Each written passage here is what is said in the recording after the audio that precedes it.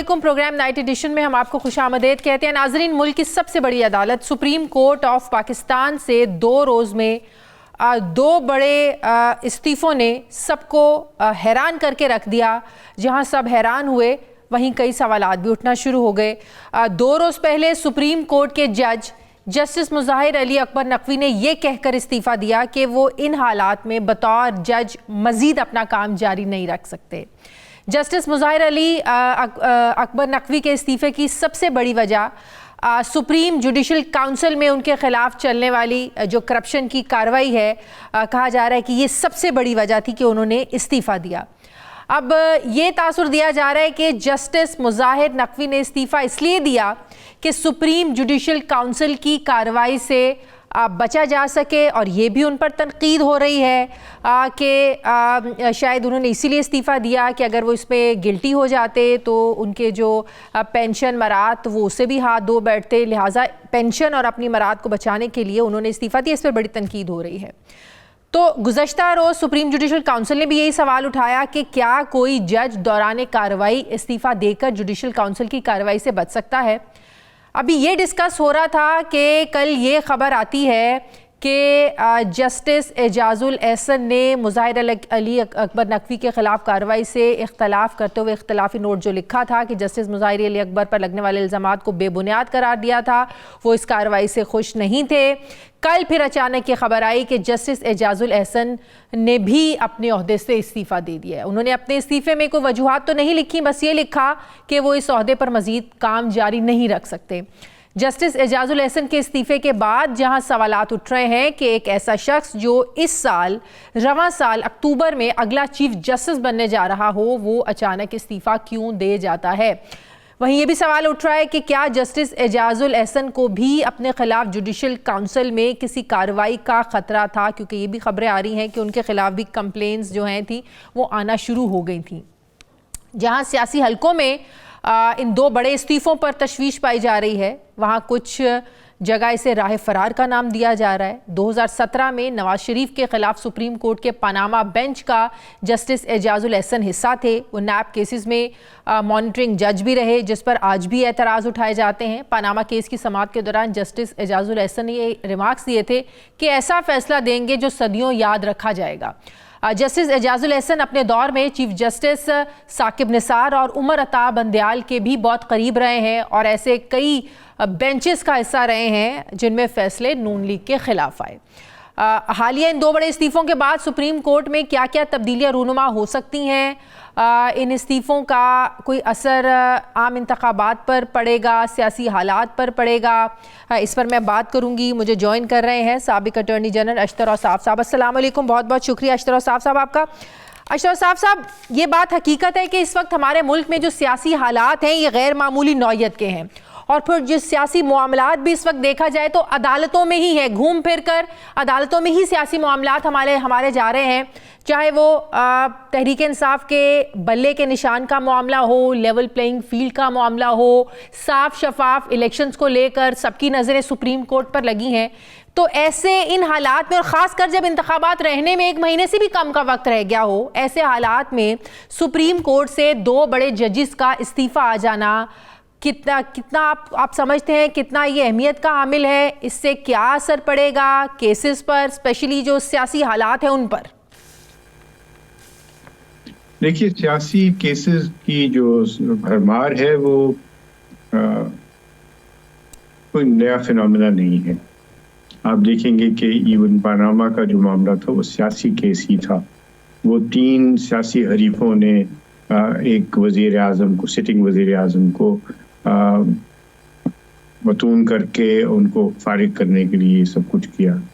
और ये सियासी केसेस जो हैं वो बहुत सारी जगह स्पेस क्लेम कर लेते हैं सुप्रीम कोर्ट के अंदर, और इसी वजह से बेशुमार केसेस हैं सुप्रीम कोर्ट में जो लोगों की मसलन मिसिंग लोगों के जो मामलात हैं, और बहुत सारे मामलात हैं जिनको आपने पसे पुश्त रख के ये सियासी केसेस जो हैं वो सुने जाते हैं जी। इसमें जहाँ पे कोर्ट का जो रिएक्शन होता है इन केसेस के ऊपर वो अपनी जगह पे है, लेकिन हम सियासतदान जो हैं जो सियासत के मामलात में आगे चलते हैं। सियासतदानों को भी चाहिए कि वो मामलात जो हैं वो इनको तय कर लें सियासी ऐवानों में, पार्लियामेंट में और बैलेट के जरिए। लेकिन आपने देखा कि बैलेट के जरिए तो 2018 में भी तब्दीली नहीं लाई गई थी। वो भी सारा का सारा जो कुछ हुआ और उसके बाद जो जिस तरीके से सारे मामला चले और उसके बाद फिर नो कॉन्फिडेंस मूव हुआ और असेंबली को तहलील किया गया और असेंबली को फिर रिस्टोर किया गया। ये सारी की सारी बातें जो है वो सियासी केसेस ही। लेकिन अनफॉर्चुनेटली हमने ये देखा कि पिछले कुछ अरसे से सियासी पोलराइजेशन तो हमें नज़र आ रही थी, हमारा मुआशरा तो हमें तकसीम नज़र आ रहा था। जहाँ सियासी जमातें हैं वहाँ ये तकसीम ज़ाहिर है अवाम में भी वाज़े नज़र आती है, लेकिन अनफॉर्चुनेटली हमें ये तकसीम पिछले कुछ अरसे से हमारी अदलिया में भी नज़र आ रही है। क्या इन 2 इस्तीफ़ों के बाद ये तकसीम वाज़े नहीं होगी? अब आप देखें नून लीग इस पर कितना जो है वो खुश भी हो रही है, इसमें कोई शक नहीं है। नून लीग के खिलाफ बहुत से ऐसे फैसले हुए जिन बेंचेस का हिस्सा रहे जस्टिस एजाजुल हसन साहब, तो ये तकसीम अब खुलकर सामने आ गई है और वाज़े हो गई है। जी, तकसीम तो खुल के पहले ही सामने आ गई हुई थी जब डिसेंटिंग नोट्स दिए गए थे और जस्टिस मंसूर अली शाह ने, जस्टिस याया अफरीदी ने, जस्टिस मदुखैल ने, जस्टिस अमीनुद्दीन ने, इन सब ने अपनी अपनी जगह पे जो है वो अपने नोट्स लिखे, अपनी तहफ़्फ़ुज़ात का इजहार किया। ये डिवाइड आज की नहीं है, पुरानी है। हाँ, ये ज़रूर है कि एक जज साहब जो है वो डिवाइड की वजह से नहीं गए, वो गए हैं सुप्रीम जुडिशल काउंसिल के मामलात की वजह से। दूसरे जज साहब जो हैं वो भी मेरा ख्याल है डिवाइड की वजह से नहीं गए, वो उनकी अपनी ज़ाती वजूहात होंगी। देखिए, अगर आप सिस्टम से नाखुश हैं तो आप सिस्टम को छोड़ के नहीं जाते हैं। ख़ास तौर पे जब चीफ जस्टिस जो है वो आपको ना माजूल कर सकते हैं, ना आपकी ट्रांसफर कर सकते हैं, ना आपकी तनख्वाह में कमी ला सकते हैं, वो तो आपको कुछ भी नहीं कर सकते। वन ऑफ द 17 जजेस, उनके 2 वोट भी नहीं होते। ये इन हालात में जो तरीकाकार है वो तो ये है कि आप अपने कलम से लिखते हैं, आप अपने जजमेंट्स के जरिए बोलते हैं और आप जो उसके अंदर डिफेक्ट्स हैं उनको हाईलाइट करते हैं। खास तौर पर इस वजह से क्योंकि आपको इतना तजुर्बा है एज ए जज of the high court, chief justice of the high court and also जज ऑफ द सुप्रीम कोर्ट, और जो उनके लिखने की जो ताकत और कुव्वत है और जो सोच और ये सारी सिलसिले हैं, इसके जरिए इन चीज़ों को आप ठीक करने की कोशिश करते हैं। माजी में कई बार ऐसा हुआ कि आपने डिसेंट्स लिखे, मैं इनकी बात नहीं कर रहा, मैं माजी के जजेस की बात कर रहा हूँ, और वो अल्टीमेटली वही प्रिवेल किए और अल्टीमेटली कोर्ट ने उसी को फॉलो किया। तो यही शेवा है। हाँ, ये जरूर है कि जग हंसाई हमारी जरूर हो रही, बिल्कुल, और हमारे जो हम उस लैडर पे बहुत नीचे हैं, जो जिसके जो आपका मयार है परखने का कि जस्टिस सिस्टम का, तो उसको हमें ठीक करने की जरूरत है, बजाय इसके कि हम सिर्फ क्रिटिसिज्म की तरफ जाएं और उंगलियां उठाएं। हम क्यों नहीं, और मैं समझता हूँ पार्लियामेंट ने बहुत अच्छा किया कि पार्लियामेंट ने वो प्रैक्टिस एंड प्रोसीजर का कानून बनाया, और उससे भी अच्छी बात यह है कि सुप्रीम कोर्ट ने उसको एंडोर्स किया और कहा कि गैर आईनी नहीं है, और वाकई गैर आईनी नहीं है।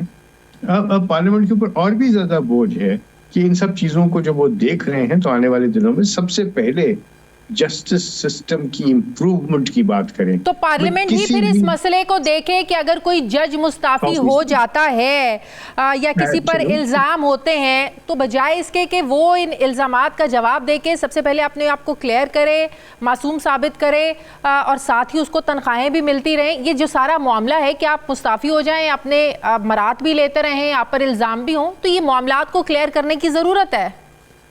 एब्सोल्युटली। अब देखिए, ये अगर किसी को तासुर भी है कि सुप्रीम जुडिशल काउंसिल में अगर कार्रवाई और आप इस्तीफा दे दें तो आप बरी जिम्मा हो जाते हैं, नहीं, बरी जिम्मा आप बेशक आपके खिलाफ जो तहकीकात हैं सुप्रीम जुडिशल काउंसिल में तो बेशक रुक जाएंगी, हाँ। लेकिन दूसरे इदारे हैं, इस्तीफा दे करके अपनी जान नहीं छुड़ा सकते।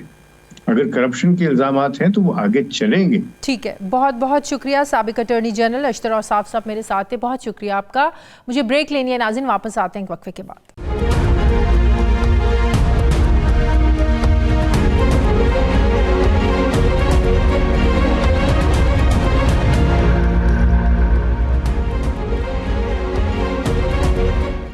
ब्रेक के बाद एक बार फिर से आपको खुशामदीद कहते हैं नाजरीन। इलेक्शन से पहले सीट एडजस्टमेंट और टिकटों की तकसीम ही मुस्लिम लीग नून के लिए एक इम्तिहान बन गई है।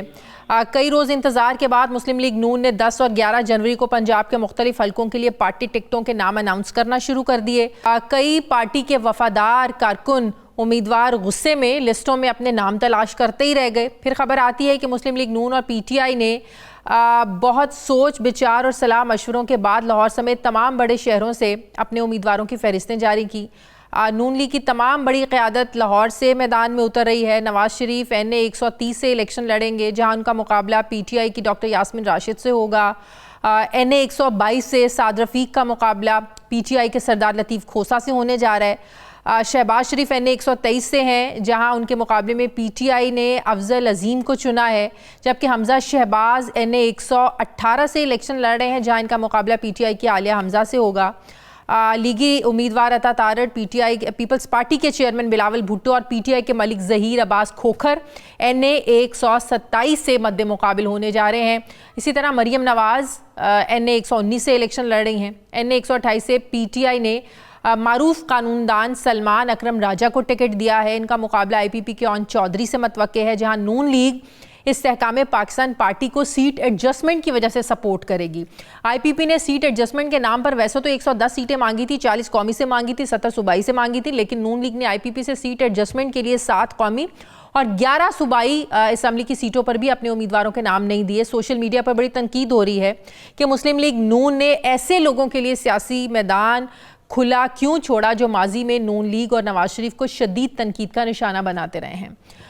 रावलपिंडी में नून लीग ने NA 54 पर PTI छोड़कर IPP में आने वाले गुलाम सरवर के लिए मैदान खाली छोड़ा है, जिस पर सवाल उठ रहा है कि एक ऐसा शख्स जो माजी में ये कहता था कि नवाज शरीफ की जो वतन वापसी है ये तो ताबूत में हो सकती है, इसे सियासी स्पेस क्यों दी गई। लेकिन अब लीगी हलकों को, कुछ रहनुमाओं को इस बात का दराक हो गया है कि गुलाम सरवर के लिए मैदान को खुला छोड़ना नून लीग के लिए ठीक नहीं होगा।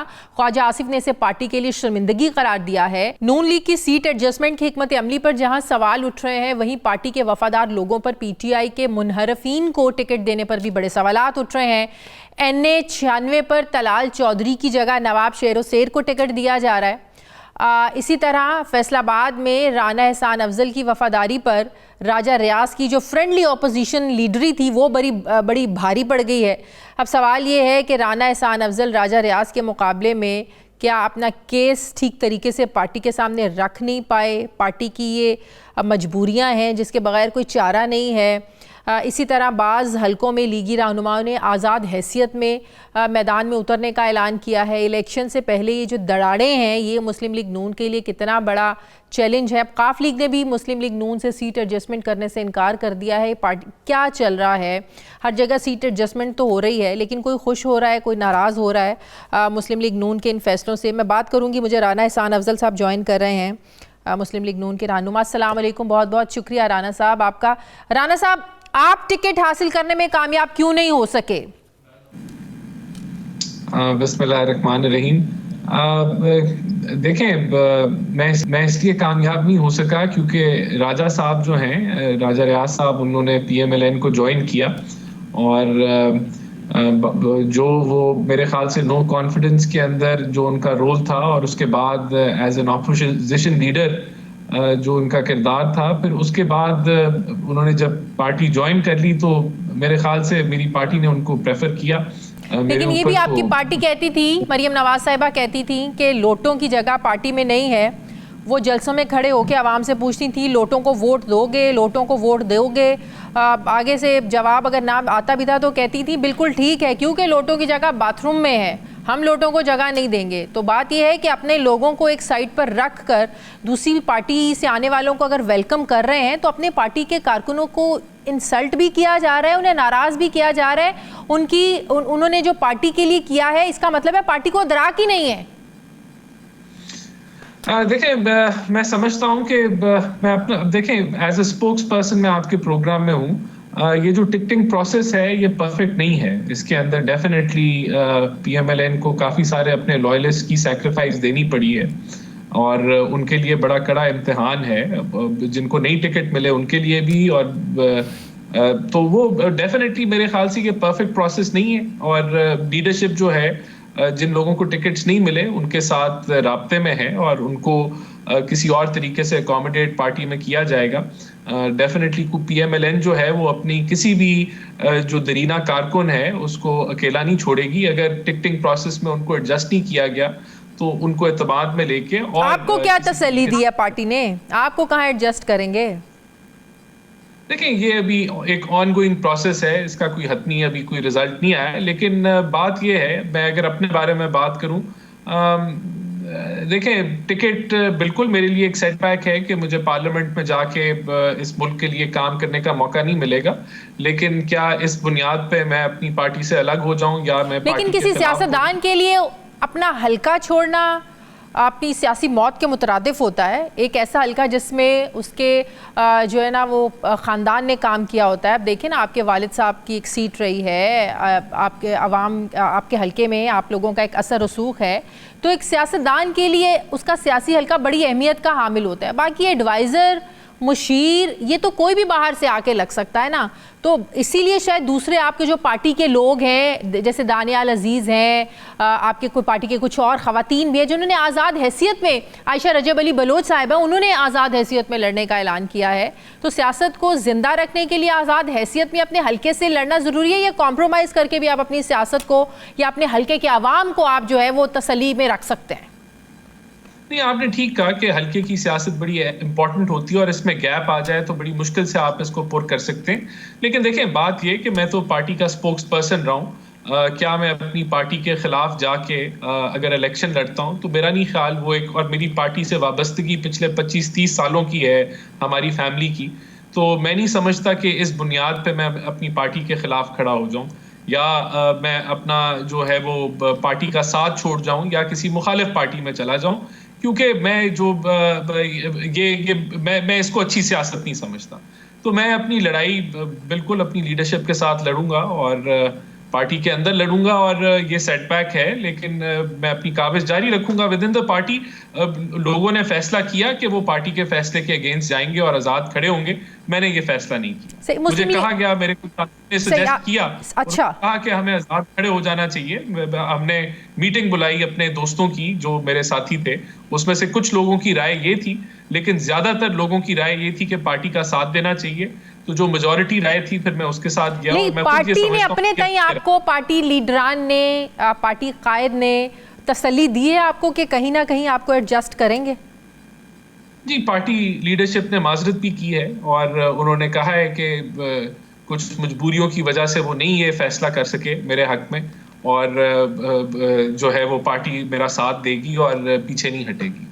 मुस्लिम लीग काफ के साथ आपके मामलात क्यों नहीं हल हो पाए?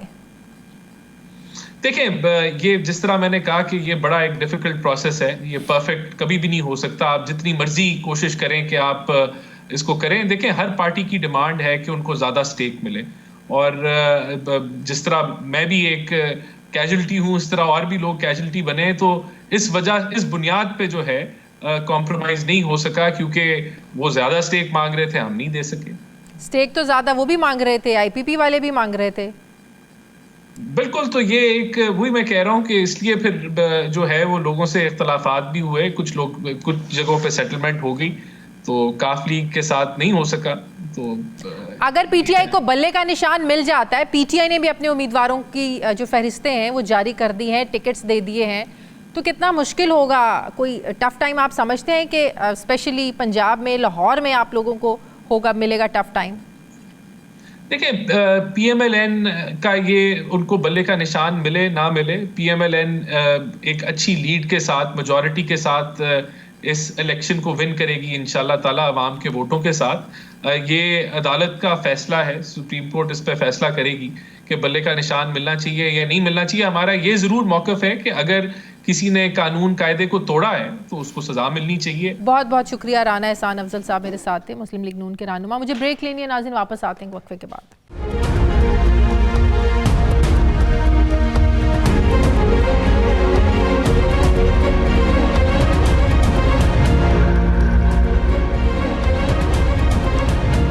ब्रेक के बाद एक बार फिर से आपको खुशामदीद कहते हैं नाजरीन। तवक्को के ऐन मुताबिक मुस्लिम लीग नून की टिकटों का ऐलान होते ही पार्टी में इख्तलाफात की खबरें भी धड़ाधड़ मीडिया स्क्रीन्स पर आने लग गईं। कुछ ऐसे रहनुमा जो मुश्किल हालात में पार्टी के साथ खड़े रहे, पार्टी के लिए ढाल बनकर खड़े रहे, हर फोरम पर पार्टी का बढ़ चढ़ कर दिफा करते रहे, उन्हें ही टिकटों से महरूम कर दिया गया। ख़ास तौर पर दानियाल अजीज़ और तलाल चौधरी साहब। इमरान खान के दौरे हुकूमत में एक वक्त था जब ये दोनों रहनुमा मुकम्मल नून लीग को रिप्रेजेंट करते नज़र आते थे। ये दोनों मरीम नवाज़ और नवाज़ शरीफ के फ्रंट लाइन भी समझे जाते थे और मियाँ साहब इन रहनुमाओं की भरे जलसों में तारीफ़ें किया करते थे। तो ये सोच थी नवाज़ शरीफ साहब की, तब लगता है उनको अदराक था कि ये पार्टी के लिए कितनी मेहनत करते हैं और पार्टी के लिए उनकी सोच क्या है। दूसरी तरफ तलाल चौधरी को तो NA 96 से टिकट ना मिलने के बारे में उन्हें तो ज़रा बराबर शक भी नहीं था, इसलिए उन्होंने किसी और हल्के से कागजात जमा ही नहीं करवाए और अफसोस कि उन्हें टिकट मिला ही नहीं, पार्टी ने पूछा ही नहीं। दानियाल अजीज़ और तलाल चौधरी मुस्लिम लीग की ताकतवर आवाज़ रहे हैं और पार्टी क़यादत के दिफा और बयाने के लिए 5-5 साल की नहली भी, ये सज़ाएं भी उन्होंने बर्दाश्त की हैं और आज इन्हीं दोनों को पार्टी ने टिकटें ही नहीं दी। यानी अब NA 75 नारोवाल से दानियाल अजीज़ की बजाय चौधरी अनवारुल हक और NA 96 जड़ावाला से तलाल चौधरी की बजाय PTI के मुनहरिफ रुकन नवाब शेर वसेर मुस्लिम लीग नून के उम्मीदवार होंगे। अब कहा जा रहा है तलाल चौधरी को शायद सेनेटर बनवा दिया जाए या कहीं और एडजस्ट किया जाए। पार्टी तो अभी तक यही कह रही है कि जिनको टिकट नहीं दे सके हम अपनी मजबूरियों की वजह से, उन्हें और किसी न किसी जगह पार्टी एडजस्ट करेगी। अब सवाल यह है कि जो रहनुमा पिछले इलेक्शन में पार्टी पर कुर्बान हो गए थे, पार्टी उन्हें मौजूदा इलेक्शन में कैसे कुर्बान कर सकती है दूसरों के लिए। लेकिन बिल्कुल वो कहते हैं ना कि बदलता है रंग आसमां कैसे कैसे। जहाँ तक दानियाल अजीज़ का ताल्लुक है तो उन्होंने महंगाई को लेकर पार्टी के सेक्रेटरी जनरल एहसन इकबाल को जिम्मेदार करार दिया, तो गोया लगता है कि यही उनका जुर्म ठहरा। पार्टी टिकट भी नहीं दिया गया और अब एहसन इकबाल कह रहे हैं कि कुछ लोग अपने बसों के अड्डे महफूज करने की सियासत कर रहे थे, नारोवाल में शराफत की सियासत करना चाहते हैं। दानियाल अजीज़ की जगह जिस उम्मीदवार को NA 75 का टिकट दिया गया है वो शरीफ लोग हैं।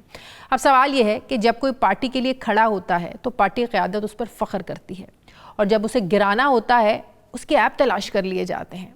ये दौरे मेयार क्यों है पार्टियों में? जाहिर है जब पार्टी पुराने कारकुनों को नज़रअंदाज करती है तो हर कोई खामोश नहीं रहता। दानियाल अजीज़ ने NA 75 से आज़ाद हैसियत में इलेक्शन लड़ने का ऐलान किया है। उनका ये मौक़िफ़ है कि नून लीग में पावर पॉलिटिक्स होती है, एक ऐसे शख्स को टिकट दिया गया है जिसका पार्टी से ताल्लुक़ नहीं है। अब वो कौमी असम्बली जबकि उनकी अहलिया सूबाई असम्बली के लिए आज़ाद हैसियत में मैदान में उतरेंगे। जब एक पार्टी के पॉपुलर लीडर आज़ाद हैसियत में इलेक्शन लड़ता है तो पार्टी वोट तकसीम हो जाने से ज़ाहिर है फिर जो मुखालिफ उम्मीदवार होता है उसको फ़ायदा होता है। क्या दानियाल अजीज़ का ये फ़ैसला दुरुस्त है? मैं दानियाल अजीज़ साहब ही मुझे ज्वाइन कर रहे हैं। अस्सलाम वालेकुम, बहुत बहुत शुक्रिया दानियाल अजीज़ साहब आपका। दानियाल अजीज़ साहब, जिस तरह मैंने प्रोग्राम में दिखाया कि एक वक्त था जब नवाज शरीफ साहब आपका और तलाल चौधरी का हाथ पकड़कर जलसे में बात करते थे कि ये अल्लाह की अदालत होती है, कुछ खुदा का खौफ करो, लोगों का फ़ैसला है। तो आज वो वक्त है कि जब आप लोगों ने 5-5 साल की नहलियां बर्दाश्त कर ली और पार्टी को ये इतना अदराक ही नहीं हुआ आपकी कुर्बानियों का, टिकट देने से ही आप लोगों को महरूम कर दिया। मेरे ख्याल में ये पार्टी को मजबूर किया गया है क्योंकि एहसन इकबाल साहब अपना ख़ानदान मज़ीद फैलाना चाहते हैं और उन्होंने जब अपने बेटे को फीड किया तो उनको जब ये एहसास पड़ गया कि उनके बेटे को टिकट नहीं मिलनी है, फिर तैश में आके उन्होंने अपने ज़ाती कागजात जमा करवा दिए वहाँ पर और उस हवाले से पार्टी को मजबूर कर दिया कि अगर आप मुझे MPA की टिकट नहीं देंगे तो फिर मैं NA 76 में भी जो है ना आप कैंडिडेट ढूंढ लें या मुझे ज़रूरत नहीं है, मैं घर बैठ जाता हूँ।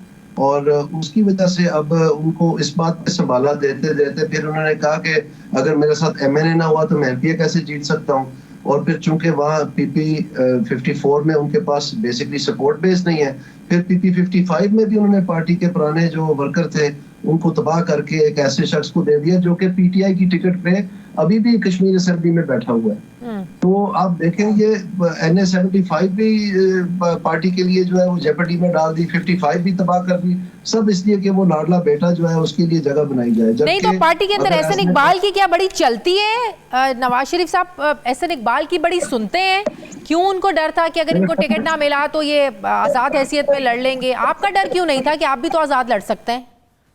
मेरे दिल के करीब जब मैंने उनको पब्लिक का नोटिस दिया था कि महंगाई का आप जवाब दें एहसन इकबाल साहब, तो उस वक्त उनका अगर नोटिस लेते तो अवाम ने बड़ी अच्छी तरह रिएक्ट करना था कि पाकिस्तान मुस्लिम लीग बजाय इसके कि ऐसे शख्स को बचाती फिरे और अपनी सियासत तबाह कर दे जिसने पाकिस्तान मुस्लिम लीग की साख को तबाह किया है कि महंगाई का बयानिया नहीं बना सके, तो उस वक्त मेरे ख्याल में जमात बहुत अच्छी रह जाती। तो मैं समझता हूँ कि एहसन इकबाल ने जानबूझ के पार्टी का नुकसान किया है, ना सिर्फ महंगाई का दबा इनके चेहरे से जो है ना वो नहीं हटा सके, जबकि मैं दोबारा अर्ज करता हूँ नून लीग कसूरवार नहीं है महंगाई के हवाले से। और मुझे इसी बात का पॉलिसी डिफरेंस थी कि ये बयानिया क्यों नहीं बना सके। मैं उस वक्त अस्पताल में था, मेरे मुख्तलिफ ऑपरेशन हो रहे थे, मैं एनेस्थीसिया से निकलता था तो मुझे जो मिलने आता था पार्टी से कैबिनेट का मेंबर तीमारदारी के लिए, मैं उसका बाजू नोच नोच के कहता था, हालांकि मेरे मुंह के ऊपर ऑक्सीजन का मास्क चढ़ा हुआ था, उसके बीच में से कहता था कि खुदारा ये जो महंगाई है ये सबसे जहरीला जहर है किसी भी जमात के लिए, इसके ऊपर बयानिया बनाए, हम कसूरवार नहीं है। लेकिन चूंकि उनको इकोनॉमिक्स की नॉलेज नहीं है, क्योंकि वो रिसर्च नहीं करते, हालांकि उनके महकमे को जो इकोनॉमिस्ट ग्रुप है, आप जब ये बात कहते हैं ना कि पार्टी का कसूर नहीं है, ये सिर्फ एहसन इकबाल का कसूर है, तो माजरत के साथ इसमें बिल्कुल इस बात में वजन इसलिए नहीं है कि अगर सिर्फ एहसन इकबाल का कसूर है तो एहसन इकबाल किसको रिप्रेजेंट करते हैं? वो अपनी शख्सियत को तो सिर्फ रिप्रेजेंट नहीं करते हैं ना, वो मुस्लिम लीग नून को रिप्रेजेंट करते हैं। अगर इतने ही उनके फैसले महंगाई को लेकर गलत है तो पार्टी को नजर क्यों नहीं आता था? क्या सिर्फ इसका एहसन इकबाल ने इलेक्शंस में भुगतना या पूरी पार्टी भुगतेगी? नहीं, यही तो मेरा बयानिया है, एग्जैक्टली जो आप कह रही हैं, मैं आपके साथ मुतफिक हूँ। और जब तक ये एहतसाब का अमल पार्टी में शुरू नहीं होगा कि कारकर्दगी का पूछा जाए और जो लोग इस अहल नहीं है, जो लोग नालायक हैं, उनको ऐसे बड़े बड़े ओहदों पे बैठाया जाए कि अवाम मिट जाए, पस्त हो जाए, बेचारी शिकस्त हो रेख्त हो जाए, बेचारे लोग अपने जेवर बेचने पे ऊपर आ गए हैं। अपने घरों में अगर 2 मोटरसाइकिल बेच के तो बच्चों की फीस दे रहे हैं। महंगाई ने इस हद तक बर्बाद कर दिया पाकिस्तान को। लेकिन मुझे उनके पॉलिसी डिफरेंस जो है वो ये है, ये टिकट का नहीं था, ये तो चले हो गया अब जो होना था, लेकिन मुझे अभी तक महंगाई वही है, तो मैं इस इशू को नहीं छोड़ूंगा। यही इशू है पाकिस्तान 2024 के इलेक्शन का। क्या पार्टी ने आपसे राब्ता करके आपको समझाने की कोशिश की? अभी राना एहसान अफजल साहब भी मेरे प्रोग्राम में थे, मैंने उनसे कहा कि आपने ये फैसला क्यों नहीं किया? किसी भी सियासतदान के लिए उसके हल्के की सियासत बड़ी इंपॉर्टेंट होती है, जहाँ जिंदगी भर जब से उसने सियासत शुरू की होती है उसी आवाम से मिलना जुलना, उनके लिए काम करना बड़ा अहमियत रखता है आपका हल्का आपके लिए। तो उन्होंने कहा नहीं, मैं पार्टी के लिए कॉम्प्रोमाइज करूंगा, मैंने किया है, मैं पार्टी के साथ ही रहूंगा, पार्टी जिनको टिकट नहीं मिला उनको कहीं ना कहीं एडजस्ट करेगी। क्या पार्टी ने आप तक ये पैगाम पहुंचाया या आपको ये तसल्ली दी कि हम आपको कहीं और एडजस्ट कर देंगे? मुझे यकीन है कि उन्होंने इसलिए मुझे ये पैगाम नहीं पहुंचाया क्योंकि मेरा नाम दानियाल अजीज है, मैं एडजस्ट वालों में नहीं हूँ, उसमें शुमार नहीं हूँ मैं। सही, ये तो पार्टी ने अपने लोगों के साथ किया ही, अपने लोगों को तो नाराज किया, सिर्फ दूसरों के लिए आपको तो खैर टिकट ना देने की वजह एहसन इकबाल आप बता रहे हैं कि उनके साथ जो इख्तलाफात जो बयानबाजी चली, लेकिन जिन लोगों को दूसरी पार्टी के लोगों के लिए नज़रअंदाज किया उनके बारे में क्या ख्याल है? वो लोग जो नवाज शरीफ के खिलाफ एक सख्त बयानिया बनाते थे, अब गुलाम सरवर खान साहब देख लें जिसमें पार्टी के अपने अंदर इख्तलाफ है कि इनको टिकट नहीं देना चाहिए था, जिनकी नवाज शरीफ के बारे में ये सोचती कि वो वापस ऐसे नहीं आएंगे, शायद ताबूत में वो वापस आए। तो पार्टी ये किस तरफ जा रही है? अपने लोगों को नजरअंदाज करके, अपने लोगों की कुर्बानियों को नजरअंदाज करके दूसरी पार्टी के लोगों को एडजस्ट कर रहे हैं। ये तो पार्टी के अपने फैसले हैं जी, मेरे केस में ऐसा नहीं है। और मैं थोड़ा सा सिर्फ रिकॉर्ड की दुरुस्ती के लिए अर्ज करना चाहता हूँ कि जब मुझे शो का नोटिस इशू हुआ, जो आप कह रही हैं कि बात मानने में नहीं आ रही, मैंने उसका तफसीली जवाब जमा करवाया था पार्टी में, और पार्टी ने उसके बाद मुझे बुला करके तो ये नेगोशिएशन करवाने की कोशिश की एहसन इकबाल साहब के साथ, और मैंने उस वक्त भी महंगाई का इशू उठाया, लेकिन इन्होंने फिर ये जिद पकड़ ली कि ठीक है फिर मैं NA-76 से भी दस्तबरदार हो जाता हूं, तो आप नारोवाल के फैसले बाकी भी कर लें। तो इस मजबूरी के तहत आके ये हुआ है, लेकिन मुझे ये कोई इस चीज का मतलब इतना ज्यादा इशू नहीं है। मेरा मेन इशू महंगाई है, उसका तो अभी तक जवाब नहीं मिला, वो जवाब देना पड़ना है। ठीक है, बहुत बहुत शुक्रिया। दानियाल अजीज साहब मेरे साथ थे, मुझे ब्रेक लेनी है, नाज़रीन वापस आते हैं वक्फे के बाद।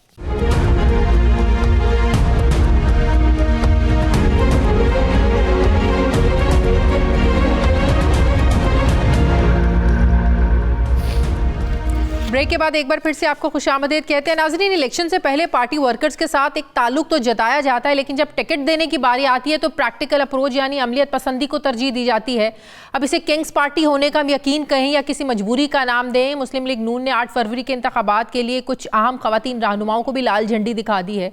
आइंदा इलेक्शन के लिए मुस्लिम लीग नून पंजाब की नायब सदर सुमेरा मलिक को NA 87 खुशाब से टिकट दिया गया, ना ही आयशा रजब बलोच को NA 97 तांदलेवाला से टिकट दिया गया, जिसके बाद दोनों खवातीन रहनुमाओं ने पार्टी से अलग होकर अब आज़ाद हैसियत में मैदान में उतरने का ऐलान किया है। अहम बात यह है कि सुमेरा मलिक खुशाब से 3 मरतबा रुकने कौमी असम्बली मुंतखब हो चुकी हैं, जबकि आयशा रजब बलोच 2018 में मुस्लिम लीग नून की तरफ से मखसूस नशिस्तों पर MNA मुंतखब हुई थी। आयशा रजब बलोच के शौहर 2013 के इलेक्शन में नून लीग के टिकट पर रुकने कौमी असम्बली मुंतखब हुए। वो मई 2018 में कैंसर की वजह से उनका इंतकाल हुआ, जिसके बाद आयशा रजब बलोच को मखसूस नशिस्तों पर जगह दी गई। जब रजब बलोच साहब बीमार थे, उसके बावजूद नवाज शरीफ को वोट देने के लिए वो कौमी असम्बली इजलास में पहुंचे थे अपने मुश्किल हालात में, लेकिन आज पार्टी ने उनकी अहलिया को उस वक्त मखसूस नशिस्तों पर जगह दी थी, लेकिन आज उनको टिकट नहीं दिया गया। ना मखसूस नशिस्तों में उनका नाम है, ना जनरल सीट पर। सिर्फ यही नहीं, उनके शौहर की सीट पर उनके बेटे रोशान बलोच को भी नज़रअंदाज किया गया है और यहाँ से उन टिकट जो है वो आयशा रजब बलोच के देवर अली गौहर बलोच को दिया गया है। आयशा रजब का दावा है कि पार्टी ने उनके साथ वादा खिलाफी की है। कब वादा किया था उनके साथ आयशा रजब बलोच साहब के साथ पार्टी लीडरशिप ने, जो वो कह रही हैं कि वादा खिलाफी की है, उन्हीं से बात करते हैं। अस्सलाम वालेकुम, बहुत बहुत शुक्रिया आयशा साहिबा आपका। आयशा साहिबा, आप कह रही हैं पार्टी ने खिलाफ वर्जी की है, क्या आपको ये यकीन दहानी करवाई गई थी कि अगले इलेक्शंस में, जनरल इलेक्शंस में आपको पार्टी टिकट देगी? बिस्मिल्लाहिर्रहमानिर्रहीम। जी, सबसे पहले तो मैं आपका शुक्रिया अदा करती हूँ कि आपने मुझे अपने शो में बुलाया। जी, सबसे पहले तो जी मैं ये कहना चाहूँगी कि जो लोग पार्टी के मुश्किल टाइम में पार्टी के साथ खड़े रहे, सबसे पहले तो जी पार्टी ने उन्हीं को नज़रअंदाज कर दी। वो जो 84 मेंबर्स थे जो पिछले ये जो टेन्योर में जी पार्टी के साथ खड़े रहे, आज उनमें से काफ़ी लोगों को टिकट नहीं दिया गया। और मेरे साथ तो जी पिछला जो इलेक्शन में मुझे रिजर्व सीट इसी वादे पे दी गई थी कि अगला इलेक्शन की टिकट आपको मिलेगी, जो आपका हक बनता है। लेकिन इस दफा जी मेरी इद्दत थी जी, और उस इद्दत की वजह से मुझे रिजर्व सीट दी गई। और जब फिर उसके अलावा जी मेरा बेटा गया था लंदन, मियाँ साहब को मिल के आया था मई में, और वहाँ मियाँ साहब ने मेरे बेटे के साथ वादा किया था कि जिस बाप की आप औलाद हो, ये उनके अल्फाज थे कि जिस बाप की आप औलाद हो, जो आप लोग चाहोगे पार्टी आपको वो दे। अच्छा। और जी जब इंटरव्यू का टाइम था, मैं गई वहाँ पे, और मुझे इतना यकीन था मियाँ साहब के ऊपर कि मियाँ साहब हमें कभी भी रजब अली की फैमिली को पीछे नहीं करेंगे। और उस यकीन के साथ मैंने वहाँ पे जी यही बोला कि मियाँ साहब जो आप फैसला करेंगे मुझे कबूल होगा। लेकिन जब जी पार्टी टिकट का ये देके मुझे नहीं किया गया कि आपका सर्वे नहीं अच्छा। मैं काफी जी ट्विटर पे देख रही थी, लोग बहुत ज्यादा ये लिख रहे थे जी उनके देवर अली गौर का सर्वे अच्छा है। अच्छा, आपका इंटरव्यू हुआ था और उस इंटरव्यू में आपको ये उम्मीद थी कि आपको टिकट मिल जाएगा? मुझे जी वो मियाँ साहब की जो लंदन में मेरे बेटे को जो एक बोला था उन्होंने, अच्छा। और एक जब वो हमारे घर आए थे रजब के इंतकाल के टाइम, तब मियाँ साहब के सामने और मरियम नवाज साहिबा, मेरे देवर, मेरी सास जो रजब अली की वालदा हैं, इन सब के मौजूदगी में ये फैसला हुआ था कि अगला इलेक्शन हमारे घर से होगा। ये सब जी वहाँ पे मौजूद थे और ये मीडिया पे भी आया था, रिकॉर्ड पे है ये सब कुछ। तो अब तो आपके अपने घर में ही ये एक डिवीजन हो गई है, अली गौहर बलोच को उन्होंने टिकट दे दिया है।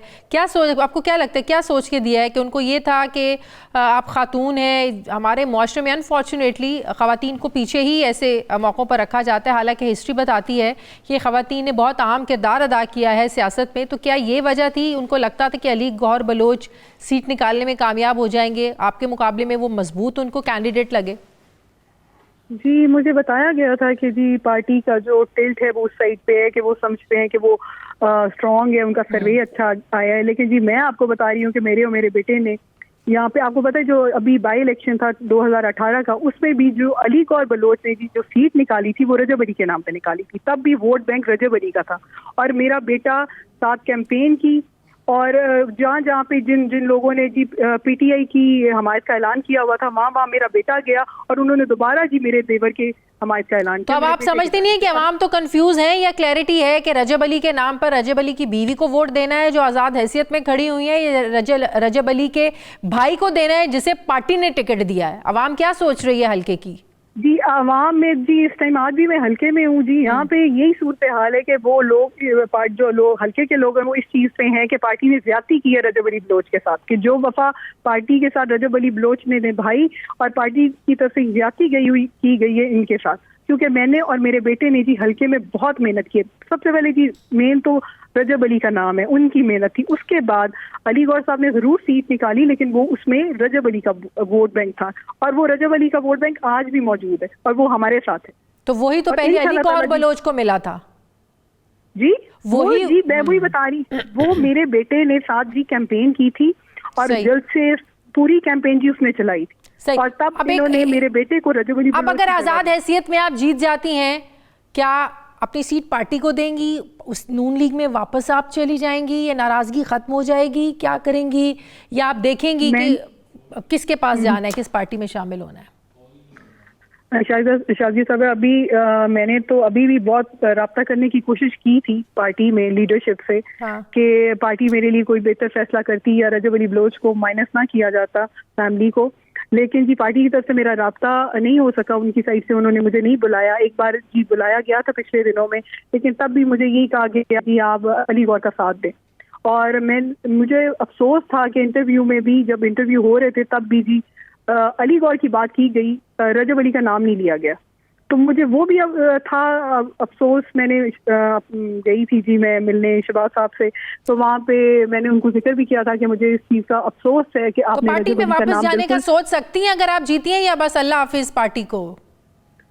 अभी तो जी मैं आज़ाद है कॉन्टेस्ट करने जा रही हूँ और अल्लाह ताला ने जी कामयाबी दी तो ये अल्लाह ताला बेहतर करेगा, उस टाइम फैसला करेंगे।